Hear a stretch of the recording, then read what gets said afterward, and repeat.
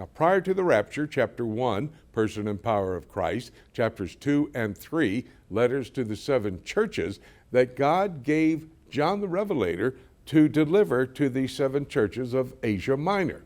John was the pastor at Ephesus.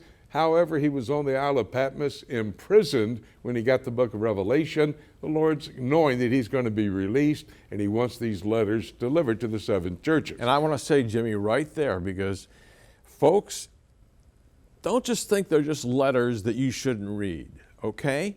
Jesus himself says, if you've got an ear, you ought to listen.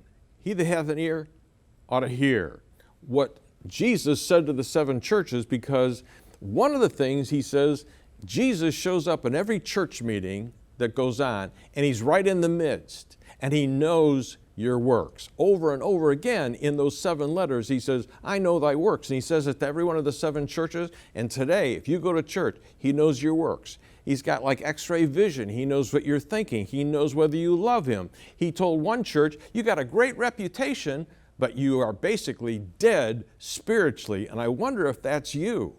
So when we're talking about these 7 churches who got letters, these are churches to all of us today, and we ought to listen to what they have to say. Continue, Jimmy. And John, those are the last words of Jesus Christ to the church. They're very key. We need to understand them.